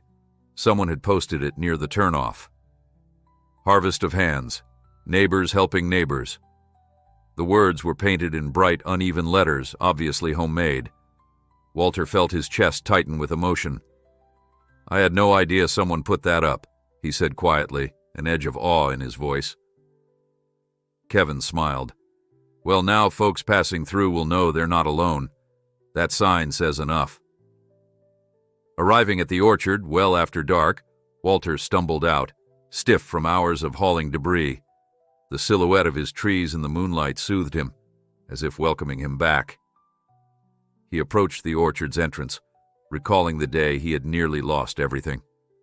Since then, one phone call, one volunteer after another, had sparked a movement that showed no signs of slowing. Taking a deep breath, he grabbed a flashlight from the porch and walked among the rows. The soft beam lit clusters of buds on the branches. In a few weeks, perhaps, they would burst into full blossoms, painting the orchard white and pink. He imagined inviting children from neighboring farms to pick fruit, or hosting a harvest picnic under the shade.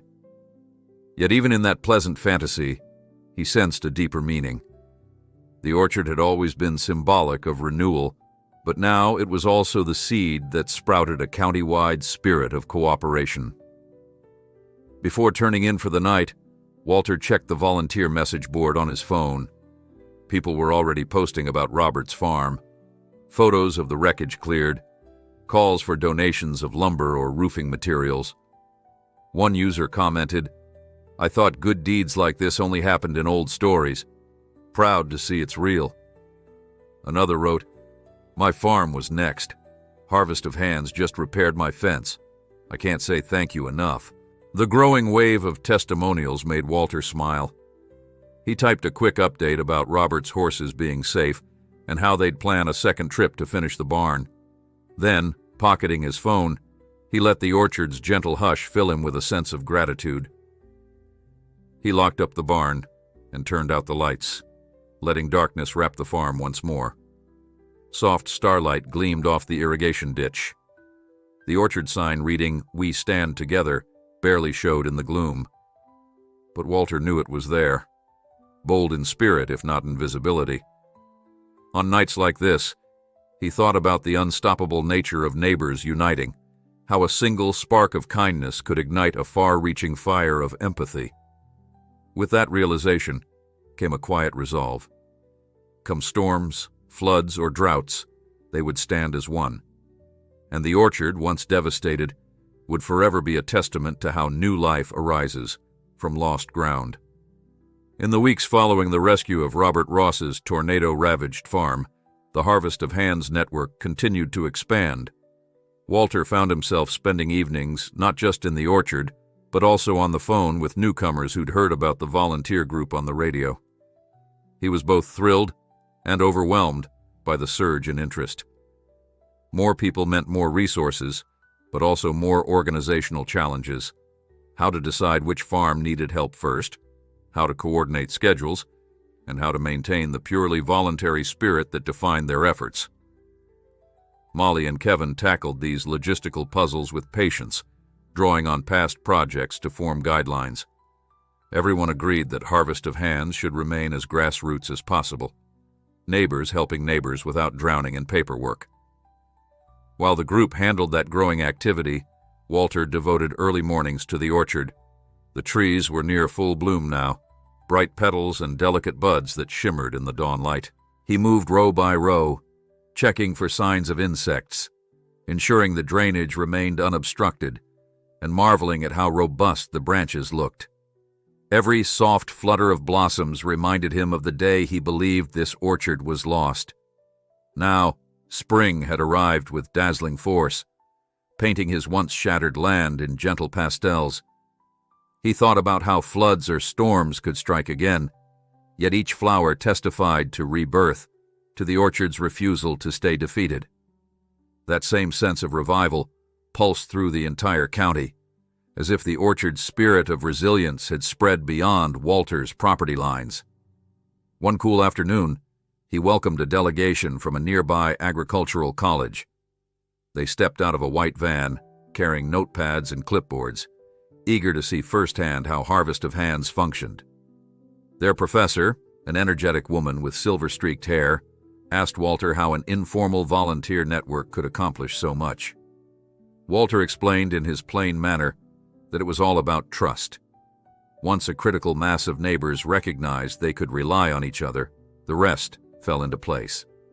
One graduate student studied the orchard's drainage ditch and took notes, hoping to replicate the design for other small farms vulnerable to flooding. By the time the group departed, they expressed admiration for the orchard's near-miraculous recovery.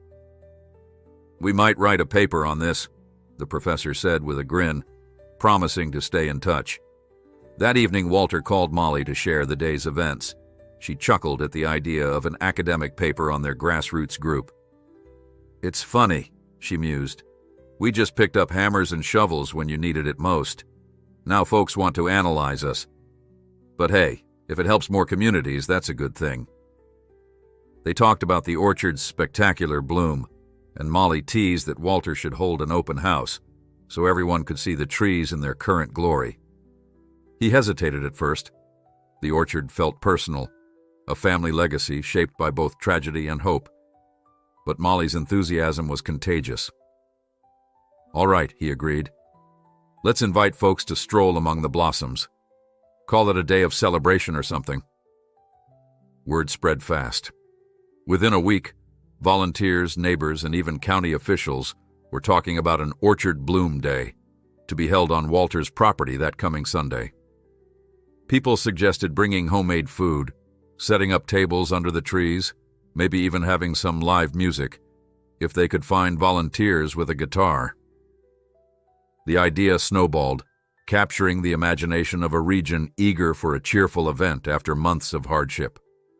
Walter felt both touched and nervous as he walked around the orchard, trying to envision so many visitors wandering the rows. In the quiet hush before sunrise, he reminded himself that sharing the orchard was the best way to honor how it had survived. Its blossoms deserved to be admired. As the day approached, a flurry of last-minute preparations consumed Walter's thoughts. He borrowed extra folding chairs and a couple of long tables from the local church, arranged with Molly to have a refreshment station near the barn, and asked Kevin to handle parking in the adjacent field. More people offered help than he could possibly manage. Some wanted to bring fresh flowers, others promised to bake pies. Farmers from 2 counties away declared they'd come just to witness how a battered orchard could look so spectacular in bloom. The radio station that once interviewed Walter mentioned the event in a morning broadcast, calling it a testament to community spirit. Sunday dawned calm and clear. A gentle breeze ruffled the orchard's blossoms, but didn't knock them loose. By mid-morning, cars and trucks began rolling in. A volunteer directed them into neat rows on the grassy field. From Walter's vantage point at the orchard's entrance, he saw families stepping out with picnic blankets, older couples arm in arm, and youngsters trailing behind parents, wide-eyed at the sight of the budding trees. He greeted each arrival with a handshake or a warm smile, explaining where to find refreshments or restroom facilities. Soon, the orchard paths were filled with soft chatter and laughter. Folding chairs dotted the edges of the rows, creating small pockets where friends gathered to enjoy homemade bread or cups of cider. The hum of conversation mingled with the soft brush of blossoms overhead. In mid-afternoon, Molly nudged Walter away from greeting newcomers and led him to a makeshift podium set up near the orchard's highest point. Kevin stood by, microphone in hand, encouraging Walter to address the crowd. Walter's throat tightened at the sight of so many expectant faces, but as soon as he saw the orchard in full bloom behind them, he felt the same wave of gratitude that had washed over him after the flood receded. Taking a breath, he thanked everyone for coming, for being part of Harvest of Hands, and for proving that neighbors could accomplish wonders. He spoke briefly of how, not long ago, these very trees were buried under waterlogged debris. "Today," he said, voice trembling slightly, "they're blooming because people showed up. You showed up." Applause rippled through the orchard. A few folks wiped away tears. One man shouted, "Amen to that!" The warmth of their response dissolved Walter's remaining anxiety.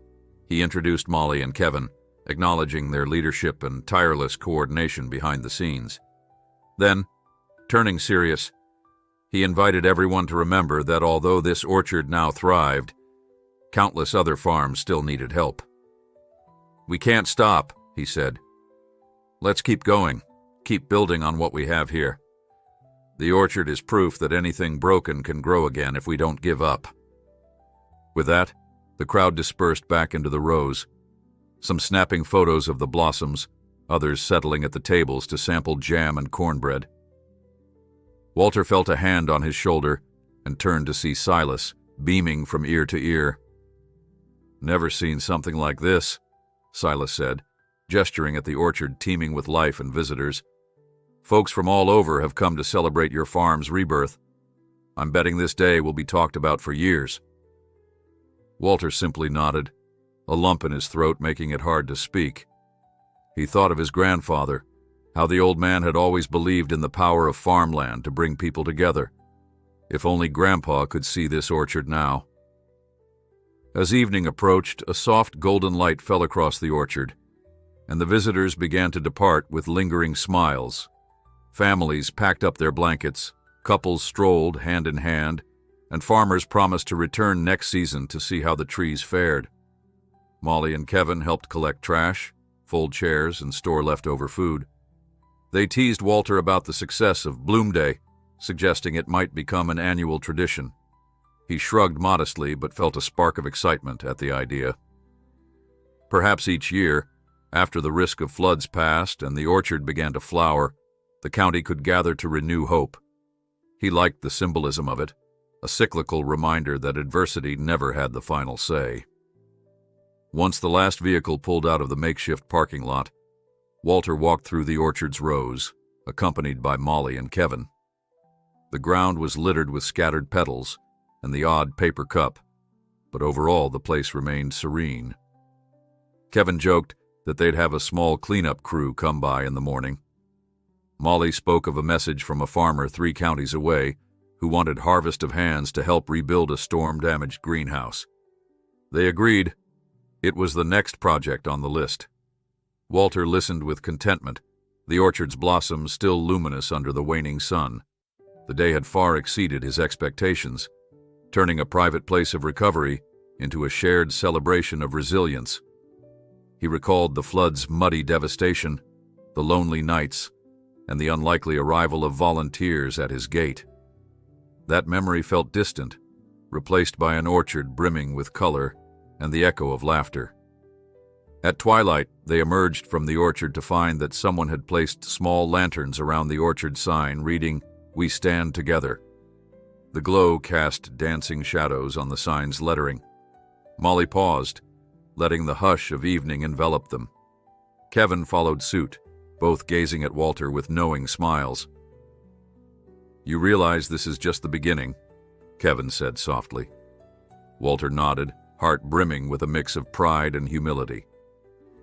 "I hope so," he replied. "The orchard's grown back stronger than ever. So can we, as long as we remember this day." Molly patted the sign gently. "Together," she echoed, voice reverent. And in that final hush of dusk, the orchard now empty of visitors, the 3 friends stood side by side, content in the knowledge that community had sparked a transformation deeper than any flood could wash away. The air carried the faint perfume of blossoms, mingling with the warmth of friendship. Soon they would part ways, Molly to her ranch, Kevin to his workshop, Walter back to the farmhouse. But for this moment, they were united under an orchard's petals, each one a testament to how adversity could lead to unexpected, glorious rebirth. In the weeks following Orchard Bloom Day, Walter noticed a distinct shift in the local atmosphere. Conversations at the feed store were no longer dominated by fears of the next flood or tornado. Instead, they centered on sharing resources, scheduling volunteer meetups, and strategizing how to protect farmland before the next natural disaster struck. Harvest of Hands had grown beyond anything Walter ever imagined. It was no longer just a project or an idea, but a genuine movement that spread well past county lines.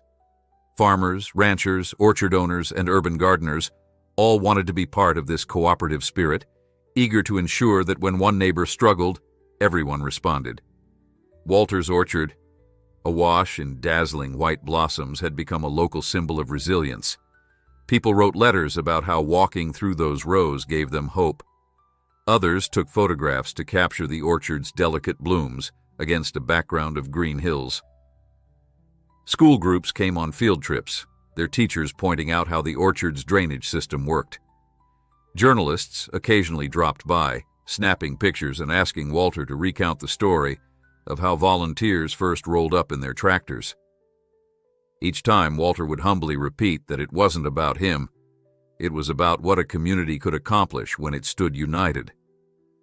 As spring turned to summer, the blossoms fell away, replaced by small fruits that swelled each day under the sun.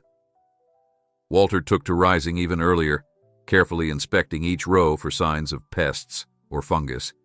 Between orchard tasks, he pitched in with Harvest of Hands, journeying to farms that needed extra sets of hands for everything from fence repairs to structural upgrades. Each trip reminded him of the day he first saw a convoy of helpful strangers turning down his muddy lane. Sometimes he paused in a field and closed his eyes, recalling the roar of floodwaters and the hush of despair that followed. But he no longer felt that despair. He felt gratitude, certain that no one need face such devastation alone. The orchard's fruit set looked promising. Plump clusters dangled from branches that had once appeared lifeless. For Walter, each budding apple or pear seemed like a quiet miracle. He planned to share the first real harvest with those who had come to his aid. Molly teased him that he ought to hold a farmer's Thanksgiving in midsummer, roasting vegetables and baking fruit pies for the entire network. Kevin joked that they would need to rent an enormous tent to fit everyone who'd participated. Walter simply smiled, imagining the orchard bursting with camaraderie once more, the same synergy that had healed him in his worst hour. Requests for Harvest of Hands assistance poured in steadily. A greenhouse in the northern county had collapsed under the weight of an unexpected hailstorm, and half a dozen volunteers rushed to reassemble it. A rancher to the south discovered a cracked irrigation line that threatened her entire summer crop, prompting another wave of support. Word of mouth traveled fast, and the bigger Harvest of Hands got, the more people from outside the region expressed interest. Walter sometimes worried they might lose that personal touch if they expanded too far, but Molly and Kevin reassured him that as long as their core principle, neighbors helping neighbors, remained intact, their unity would hold. By midsummer, Walter's orchard transformed again, this time into a lush canopy, heavy with young fruit. He walked the rows with a quiet smile, noticing how the drainage ditches kept the ground from becoming waterlogged after a short but intense rain. Small patches of vibrant cover crops flourished between the tree rows, helping the soil remain healthy. He no longer second-guessed the orchard's survival. Now he simply marveled at its beauty, stopping to run a hand over each trunk, recalling how these sturdy trees had withstood the worst flood in half a century. Each trunk felt like the living embodiment of resilience. One evening, after a full day helping a neighbor install new barn doors, Walter collapsed onto his porch chair, letting the summer breeze cool the sweat on his neck. Just then, he received a phone call from the local county fair committee. They wanted him to set up a Harvest of Hands booth at the upcoming fair, showcasing before and after photos of farms that had been rescued. They also suggested bringing orchard produce to demonstrate how battered land could rebound more bountifully than ever. Walter's pulse quickened at the idea of presenting to a crowd, yet he felt a responsibility to show others that all was not lost when disaster struck. With a hint of nervousness, he agreed, promising to gather the right photos and maybe a crate of early-season fruit. The fair arrived on a bright August weekend, the air thick with the scent of fried foods and dusty carnival rides. Walter and Kevin erected a small display with poster boards, pinned with snapshots of broken fences, flooded orchards, and battered barns, each paired with a triumphant after image showing the repairs in place. A large banner reading, "Harvest of Hands, Together We Grow," hung overhead, inviting visitors to pause and learn. Molly handed out flyers explaining how to request volunteer help or sign up to contribute labor or supplies. Curiosity blossomed. Grandparents shook Walter's hand, telling him they wished such a group existed decades ago. Teenagers asked how they could volunteer their weekends. Even local officials lingered, impressed by the breadth of success stories. Walter felt both shy and proud as he described the orchard's recovery to onlookers. He shared how he once believed nobody would come to his aid, until the day a line of vehicles appeared, brimming with tools and goodwill. "That's all it takes sometimes," he told them, a willingness to show up for someone else. He left the fair each evening exhausted but invigorated, carrying crates of orchard fruit that visitors purchased or sampled. The proceeds went into a small Harvest of Hands fund, used to buy nails, tools, and equipment for the next wave of volunteers. By late summer, the orchard began yielding fruit with a richness Walter had never seen in all his years of farming. It wasn't just an ordinary harvest. It was a living celebration of what the land could produce once protected and nurtured by communal effort. The apples glistened in the sunlight, and the pears developed a sweet fragrance that attracted bees and butterflies alike. Each morning, Walter walked the rows, carefully plucking any overripe pieces and setting them aside for compost or animal feed. It felt almost ceremonial, each piece of fruit a token of triumph. Harvest time arrived at last. Volunteers, neighbors, and friends from Harvest of Hands converged on the orchard with baskets and crates. Laughter filled the rows as people reached up into the branches, marveling at the orchard's bounty. Some had never picked fruit before, astonished at how easily the apples fell into their hands.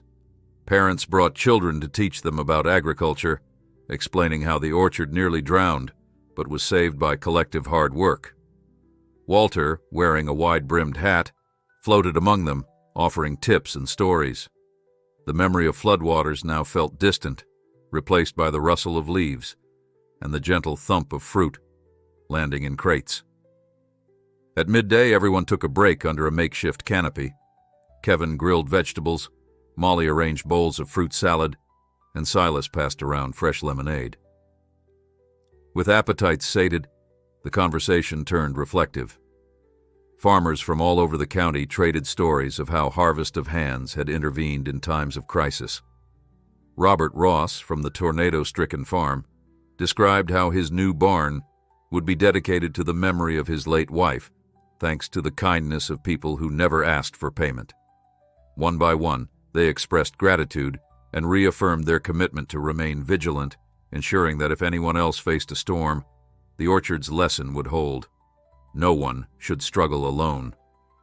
As the sun dipped, the harvest crew resumed picking. Gradually, crates filled the backs of trucks, shining with fruit that might have never existed if the orchard had been left to ruin months earlier. Walter took a final slow walk along the far edge, savoring the day's scents of fresh apples and sun-baked grass. He could see Molly helping a child climb a short ladder, Kevin teaching a newcomer how to spot the ripest pears, and a cluster of volunteers laughing near the barn. The orchard glowed in that golden hour of late summer, a living testament to the unstoppable bond formed by compassion. When evening shadows lengthened, the volunteers loaded the final crates and gathered by the orchard gate. Walter cleared his throat, a lump of gratitude forming. "We called this Harvest of Hands for a reason," he said, voice trembling slightly. "Because every hand here matters. You saved my farm when I thought all was lost. Now look around. There's more food, more fellowship, and more hope than ever." The group broke into spontaneous applause, many wiping their eyes. In that moment, Walter realized that the orchard's resurrection was more than a personal rescue. It was a communal triumph, a harvest of unity. After everyone departed, Walter remained near the orchard, watching the last light fade. A calm breeze rustled the foliage, echoing the contentment in his heart. This final harvest scene had once seemed impossible, overshadowed by mud and despair. Yet now he stood on solid ground, his orchard heavy with fruit, his spirit buoyed by the knowledge that no flood or storm could ever take away what neighbors had built together. At last, he turned toward the barn, passing the sign that read, "We stand together." He gently ran a hand over the letters, recalling every volunteer who had kept that promise. With a soft smile, he strode back into the quiet house, knowing that the orchard, indeed the entire community, would face each new season, fortified by the bond that began when hundreds of tractors rolled in to help one farmer harvest crops he could never salvage alone.